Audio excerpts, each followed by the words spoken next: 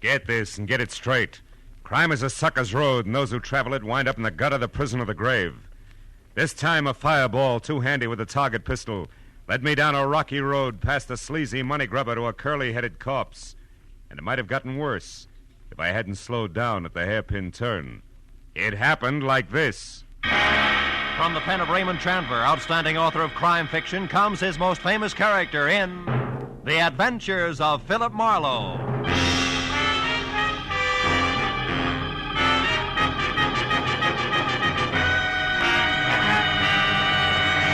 Now, with Gerald Moore, starred as Philip Marlowe, we bring you tonight's exciting story, The Hairpin Turn.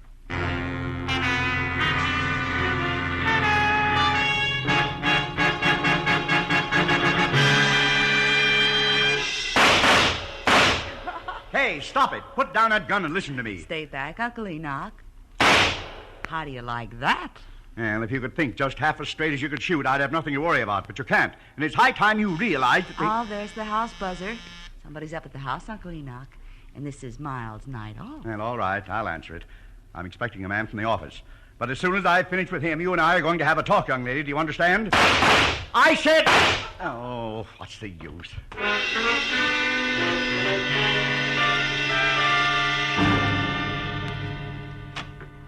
Yes? I'm Philip Marlowe to see Mr. Vanneman, Enoch Vanneman. I have an appointment. Oh, come in, Marlowe. I'm Enoch Vanneman. Oh. Glad you're here. Step this way, will you? We'll talk in the study. Okay, Mr. Vanneman, I thought... Those were pistol shots? Yeah, that's Kay, my niece. Sounds like a squad of Marines. Yeah, she's a champion pistol shot. She's converted one of the garages into a target range. Well, I seem to recall a city ordinance that says... I that know you all about that ordinance, Mr. Marlowe. Save your breath. Oh, just like that, huh? Precisely. Sit down, please. Thanks. Breaking a city ordinance is a perfect example of all the crackpot things that headstrong young fool insists on getting mixed up in. And you want me to get mixed up with the crackpot, huh? Yes, she has no more sense in her choice of male companions than she does in her hobbies. And she's a very rich girl. Now, look, if this is a bodyguarding assignment, Mr. Vanneman, I want to tell Kay you... has been going with a man named Cliff Lace, an unsavory type at least. Professional horse player, I think, and it was quite an affair. Was quite an affair? That's right. She threw Lace over for a new love recently. Fellow I've never met. She's serious, but refuses to tell me anything about him. So? So Cliff Lace doesn't like the idea because, from his standpoint, a very good thing has slipped through his fingers. Oh. He's going to do something about it, huh? And I don't know. But since about the time they broke up, a man's been snooping around the grounds here, Marlowe. Really? He's about 40, short, greasy looking. He has a flabby kind of face with fat lips and with a large black mole on the right side of his nose. Hey, I may know that character, Mr. Vanneman. I'll have to check to be sure. Marlowe, I want to know who he is and why he's been hanging around here. Also, I want to find out all there is to know about Kay's new man. Tell me, how old is Kay, Mr. Vanneman? She's 26. That's her picture there. Oh, yeah. Blonde fireball. Look, Mr. Vanneman, if she's 26, maybe her love life is none of your business. It is my business. I'm her guardian, and I'm very fond of her. But she's reckless, stubborn, and erratic. Yeah, well, money's great, but it'll never replace the old-fashioned parent. Well, it's also a big responsibility, you know. No, not firsthand, I don't. It leaves one open to every crooked scheme in the book. Here, look, Marlowe. I've written my personal phone number on this card. You can reach me there privately at any time. All right, Mr. Vanneman, I'll see what I can find out.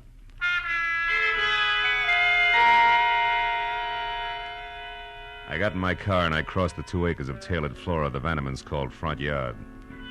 I could see in back the squat, windowless brick building topped by a skylight that housed the target range. Then a minute later, I drove out through the big Bel Air gate into Sunset Boulevard just as Kay Vanneman streaked past me in a sleek new Nash.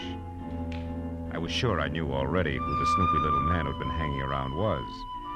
The description of flabby face, fat lips, and mole fit tight on a guy named Mutt Pomeroy, who'd somehow been issued a private detective's license and somehow managed to keep it. He was just about as ethical as a stab in the back. I remembered he had an office in a fire trap on Bronson, so I made that my first stop. Climbed a flight of dark, smelly stairs to a tired door marked Pomeroy, Private Investigations. Well, there was no answer, so I tried the door. Somebody beside Mutt had been there ahead of me. Turned the place inside out. It was a shambles. I spent 5 minutes going over his files, scattered like leaves in November. and was still at it when the door behind me swung shut. Lose something, chum? Hello, Mutt. What's the big idea tearing up my joint, Marlowe? Hey, you know better than that. I wouldn't touch the stuff you keep on file without rubber gloves. Real funny. If you didn't do this, then who did? I came in and found it just like this. One of your clients must have gotten a little careless. You're full of them tonight, aren't you? Yeah. What do you want here, Marlowe? I need a little help, Mutt. No kidding. Okay, chum, sit down. Glad to help out a brother sleuth any time at all. Now, what's your problem? Why are you so interested in the Vanneman place? Oh, the Vanneman place. Yeah. Huh? Quite a chunk of real estate they got there. I know. What's the fascination? A little simple investigation for a simple little lady. For purposes of conversation, what'll we call her? How does Estelle suit you? Estelle. Look, Marlowe, you got in free. Take the scraps and be happy. Okay. But as you put it, the Vannemans own quite a chunk of real estate. We might subdivide. You might like to tell me how this Estelle ties in. Yeah, I might at that, chum. She's worried about a guy. And from what I've seen of that jet-propelled blonde named Kay Vanneman, she's got plenty of reason to worry. Guy's name wouldn't be Cliff Lace, would it? Cliff Lace? Mm-hmm. I don't remember, Marlowe. Okay, Mutt. How much is it going to take? Well, now, that's hard to say. I'll have to let you know. You see, I've got an angle on my end, too. My little client swears up and down there's no other woman involved. But, you know, the Estelles are always the last to know. You're beginning to smell, Pomeroy. And just how do you fit, Marlowe? I'm helping a guy worry about a girl. Well, that's real nice. And when your clients worry, the wrinkles make dollar signs, so you're always right. Is that it? Thanks for everything. I'll see you around, Mutt. Yeah, but don't go away mad, chum. Oh, of course not. That's why I'm leaving now.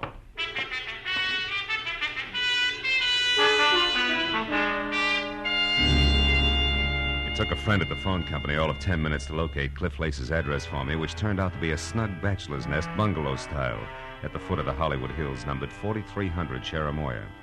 I parked, started for the front door, and on the way, past an open window where the silhouette of a man at a telephone was cut into neat slices by a Venetian blind. Oh, but you better want But his voice came through in one piece, and you couldn't miss it. You see, Estelle, I know almost all about you. Oh, yeah. I got your name earlier tonight from a mutual friend, Mr. Mutt Pomeroy. Yeah, I think it's about time we got together for a little business conference, huh?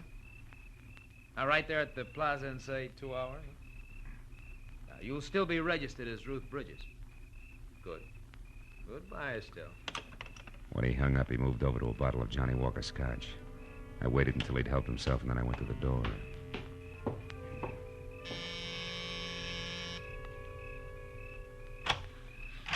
Yeah. My name's Marlowe, Mr. Lace. I'd like to talk to you. What about? Whatever it was you were looking for when you ransacked Mutt Pomeroy's office tonight. Do I come in? Yeah, of course. Thanks. But I'm afraid I don't know what you're talking about. Oh, come on. We both know that's a lie. Let's forget it and go on from there, huh? Just a minute. You a cop? No. But I'll call him at the drop of a hat. Make it easy on yourself. What's Mutt Pomeroy to you? Bag of worms. But I want to know who he's working for. The fact that you had to break into his place to get information should let you out, so who is it? What makes you think I'd know? Because you found what you were looking for. What's Estelle's last name, Cliff? You do get around, don't you, Brightboy? Yeah, I do. Only sometimes not fast enough. Look, Buster, why don't you answer the door? Somebody's got his finger caught in the buzzer. Yeah, that's right. Kay, I told you I didn't... I stopped by to deliver something, Cliff. An ultimatum. I'm telling you for the last time... Hold it. We're not alone. I don't care what I have to say to you. I'll shout from the rooftops. We're through, washed up. Now get out of my life and stay out. Kay, please. Good evening, Miss Vanneman. I don't know you, Slim, but keep out of this. Look, darling, don't... Now you listen. I'm in love with Boyce Neely. Really in love this time. I intend to marry him, and I won't have you... Marry Boyce Neely? Oh, don't be ridiculous. Cliff, I'm warning you. Look, you'll get this. You'll never marry Boyce Neely. That's one thing I'm sure of. I know a lot more about him than you do, darling. Believe me. When the time is just right, you're going to hear from me again, but loud. Why, you filthy... If you try to do anything to hurt Boyce and me, Cliff Lace, so help me, I'll kill you. I mean it. Sometimes she's going to throw that temper at me just once too often. Who you kidding, Lace? Ever see her use a target pistol? Ah, she's too smart to trump her own ace. Don't count on it, mister. No, I'm not worried. Where were we, Marlowe? We were looking for some answers, which I just got. Good night, Lace. Keep your head down.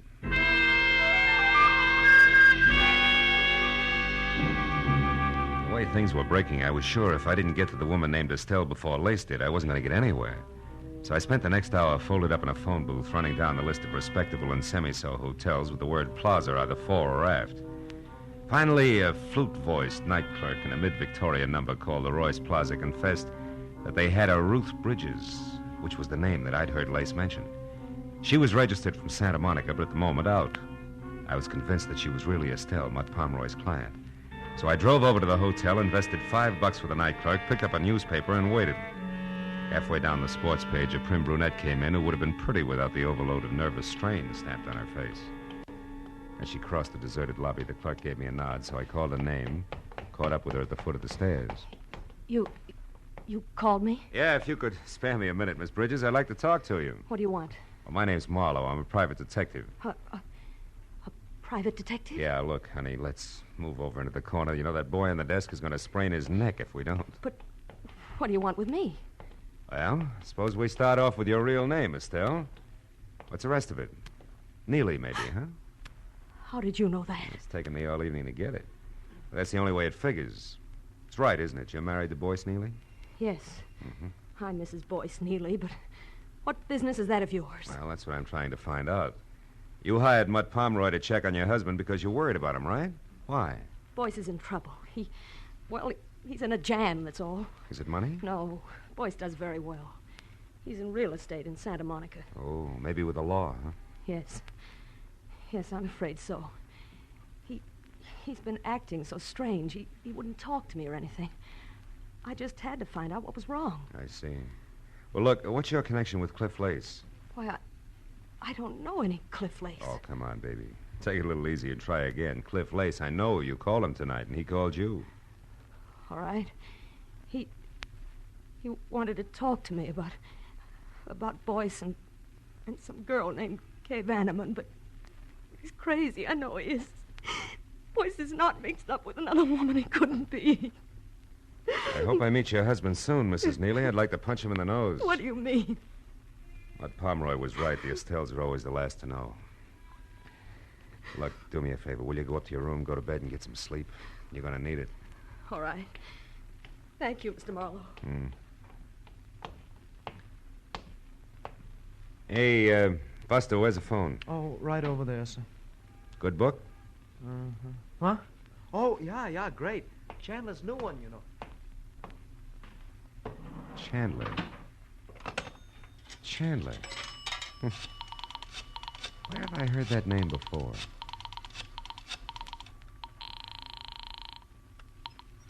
Hello? Enoch Vanneman? Marlowe, Mr. Vanneman. Kay there? No, she's not, Marlowe. And listen, I want you to forget whatever else you're doing and find her immediately. Why, what's the matter? She left here about 15 minutes ago in a fury. Where was she going? I don't know for sure. She left shortly after you did tonight. Then she came back about an hour ago. I know. I ran into her. What happened this time? She got a phone call from Cliff Lace. Something was said about him now being in the driver's seat, whatever that means. She was furious. That's not good, Vanneman. Believe me. Well, it's worse than you think. You've got to stop her. Because when she left here, Marlowe, I'm quite sure she had her target pistol with her. I hung up the phone, ran out to my car, and headed back to Cliff Lace's bungalow on Cherimoya. But Kay had a 15-minute head start, and at that hour, in her frame of mind, the drive in from Bel Air was a hop, skip, and a jump.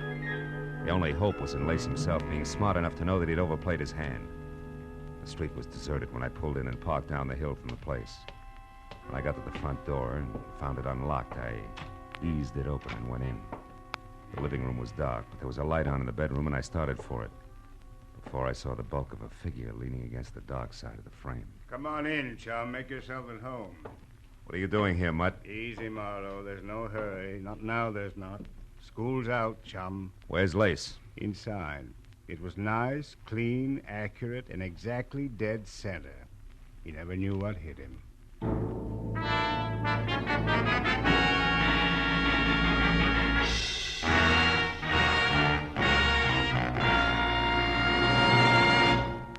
In just a moment, the second act of Philip Marlowe. But first, For a moment, let's look at the headlines on CBS's Entertainment tomorrow night. First, East is East and West is West. So, Jack Benny, on his way to New York, hasn't yet heard that the subway fare is a dime. Second, Charlie McCarthy, already in New York, rewrites Henry Fonda's tough-talking Navy officer in Mr. Roberts. And third, Andy of Amos and Andy, released from bail, jail, and Abigail, gets into new hot water. Besides these, you'll also find headliners Eve Arden, Red Skelton, Horace Heidt, and all the other great Sunday night shows on most of these same CBS stations tomorrow night.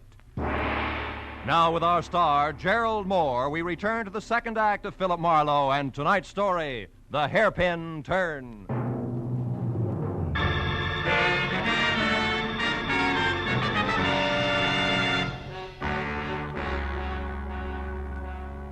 A small, neat hole front and center at his forehead said that Cliff Lace had been shot to death. And everything from jealous motive to target pistol method pointed directly to Kay Vanneman. But that was still a long way from proof, and there was Mutt Pomeroy on hand.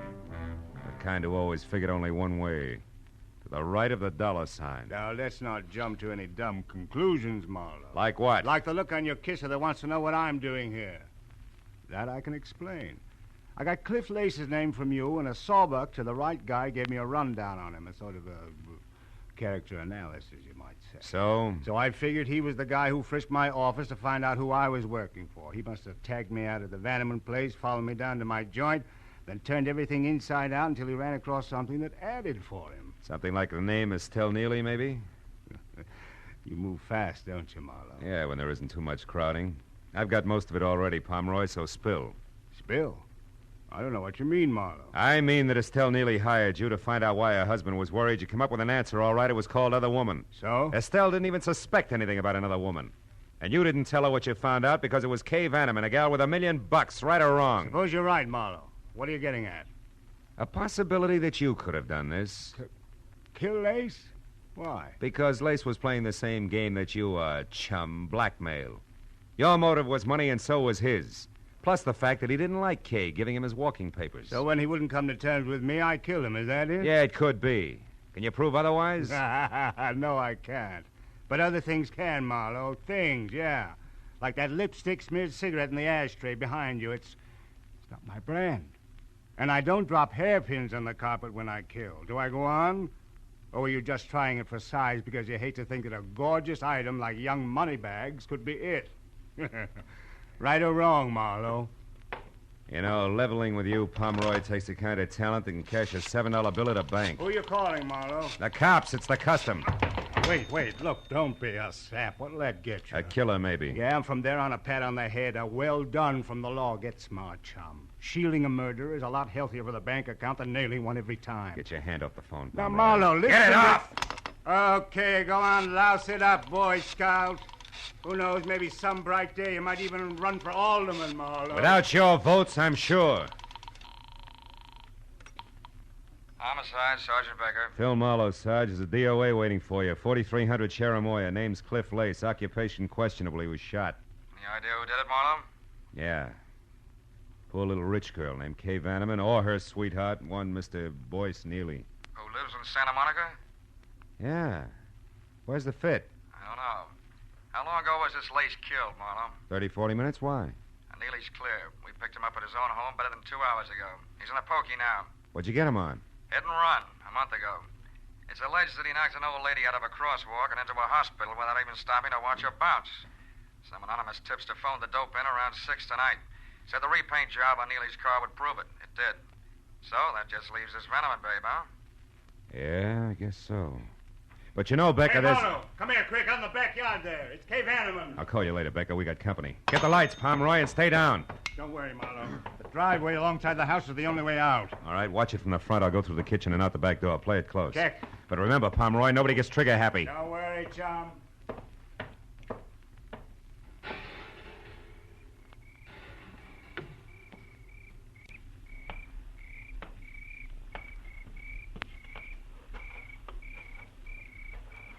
Kay!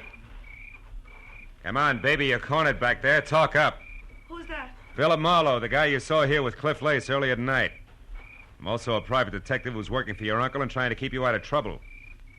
Now, let's have the target pistol, baby. Come on, throw it in. I can't. I don't have one. Uncle Enoch says different. He told me you left the house with I it. told you I don't have one. All right, come on out. But slowly, hands high, no jokes. I always lose my sense of humor right after murder. After... Yeah. Lace was shot to death. Never mind the carefully arched eyebrows. You're in too deep, honey. You don't think I had anything to do with Cliff Lace getting killed, do you? Oh, no. It's all one great big coincidence, huh? Why don't you leave, Miss Vanneman? I said, why don't you leave? Well, how about it, Mr. Marlowe? Go ahead. I won't try to stop you. If you're guilty, you won't get very far. Well, all right. All right, Pomeroy, what's on your mind? A partnership, chum. Based on what, chum? Based on the fact that I saw you kill Cliff Lace. Fact? You what? Yeah. I saw you standing over the body with a smoking gun. Come on. You don't think you can really make that stick, do you? No, but it would keep you busy explaining for a while, long enough for me to wind up my business. Oh. Mm-hmm. Well, Marlowe, what'll it be? You and me as partners doing business with old Enoch Vanneman on behalf of the niece I'm sure he'll want to protect? Or me in business for myself? Well, which? It'll be partners, Pomeroy. Okay, chum. Let's get inside and clean up. The lady was kind of careless around the edges. Hey, the split. How far does it go? 50-50. Fair enough. Fair enough. After you, Phil. Now get that cigarette butt and the hairpin on the copper there. Then tell Sergeant Becker that you were jumping the gun about the Vanneman girl because you just found out that she was at home all night. I'll check the rest of it. Okay, Mutt. First the cigarette butt, then the hairpin. Hey. What is it, Marlowe? What's with the hairpin? Why'd you say... Marlowe, quick, get the light. Someone's out front. Don't shoot it. Maybe the law. In skirts? Look, get in that car over there. It's a babe, and 5 will get you 10 that she answers the name of Kay. Oh, that jerk's going to be a Lulu to protect. Yeah. Well, we better go in. Hey, the hairpin you dropped into your pocket, Marlowe. What's so special about it? Oh, nothing. It was just a hunch I had. Forget it. Marlowe, I want to see it.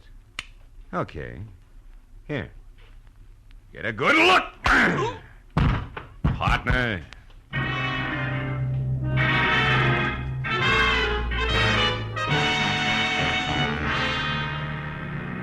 It was a fast 20-minute drive back out to Bel Air and the Vanneman place. All the way I worried hard that the hunch I was playing was right and that I was going to be too late to do anything about it.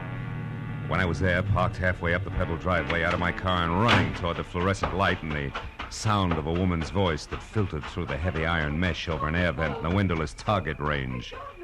I slowed to a walk, switched to 45 from pocket to right hand, and then I moved up to where I could both see and hear.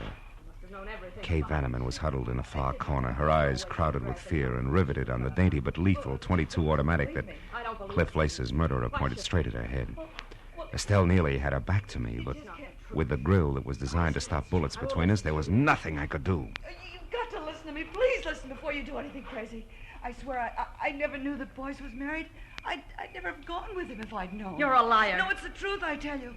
It started like the others, fun and no questions asked. But then I fell in love, and it never occurred to me that he might have been married. Stop it! I don't want to hear any more. I've already killed once for Boyce, the guy I turned into the police for something he did a month ago. You turned your own husband over... I did that so they'd put him away out of your reach. You'd never wait for him. You'd go your own merry, merry way a week after he was in jail. Boyce would be glad to come back to me after 5 years of living in a cage like an animal. And he'd never suspect that I was the one who informed. I hired a private detective, Mutt Pomeroy, and made sure that he knew I never even suspected that Boyce could have anything to do with another woman. Then Boyce would never realize it was you who turned him in, because you had no motive. Mutt Pomeroy would be your witness to that. I killed Cliff Lace because he traced me from Pomeroy, and then found out that I was the one who told the police about Boyce. He would have blackmailed me forever. And I'm not sorry, nor will I be when I kill you. Now sit down, Miss Vanneman, and listen carefully. I couldn't shoot, and I knew that it would be disastrous to yell, but I had to do something in a hurry. I moved up quietly to the door. It was locked. That only left one chance, the skylight on the roof. The building was low, and a lawn chair nearby was all the help I needed. When I was up and over to the skylight, there was glass and no mesh underneath. I still hadn't made it because from that angle I could see Kay, but only hear Estelle. Now you know just what kind of a woman is going to kill you. But why me? I told you. I don't care what you told me. It was you, young and beautiful, that started all this. All this that's almost over now because the other detective, that Marlowe, knows that I killed Lace. He found a hairpin there. I saw him from the window. I saw him pick up the hairpin, Miss Vanna. No, stay back. The black hairpin that couldn't possibly belong to a blonde like you. The hairpin that said Marlowe knows that I killed Lace. So I'm through, and I know it. But before they get me, my hand, Marlowe, is she dead? No, just out. Well, fireball, any appropriate wisecracks? Wisecrack? Not for quite a while, Marlowe. I'm too scared.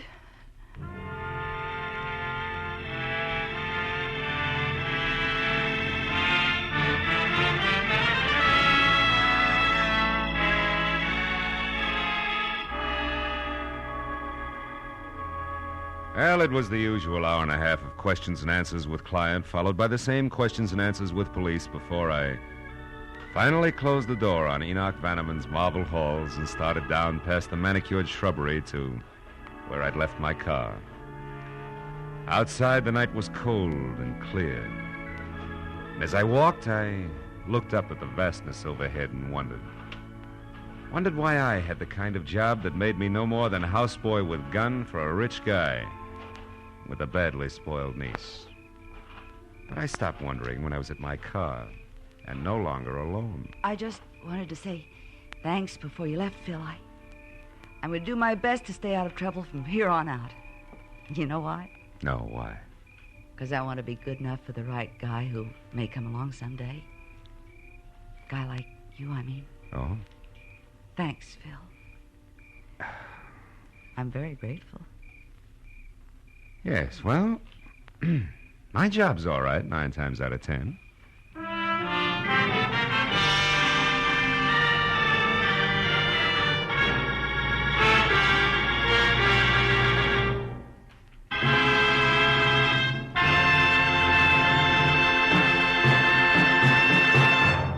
The Adventures of Philip Marlowe, bringing you Raymond Chandler's most famous character, star Gerald Moore, are produced and directed by Norman MacDonald and are written for radio by Robert Mitchell and Gene Levitt. Featured in the cast were G.B. Hunter, Jay Novello, Olive Deering, Ralph Moody, Tony Barrett, and Charles Russell. The special music is composed and conducted by Richard Arant. Be sure and be with us again next week when Philip Marlowe says... It happened in a place called Bay City where I was unwelcome to a fat fry cook with a secret and a dapper gambler who smoked oversized cigarettes. But where to the long arm of the law, I was poisoned.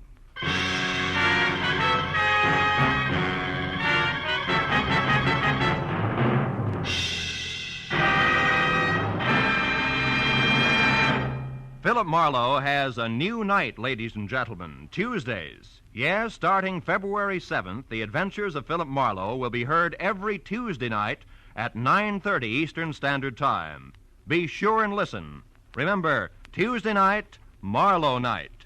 And 1 week from tonight, at this time, you'll find one of your favorite radio families, the Goldbergs. Yes, Molly, Jake, Sammy, Rosie, and all their friends are moving from Friday nights on CBS to Saturdays, starting next Saturday. This is Roy Rowan speaking. Stay tuned now for Gangbusters, which follows on most of these same CBS stations. This is CBS, where the Goldbergs and Arthur Godfrey's Digest will now be heard every Saturday night, the Columbia Broadcasting System.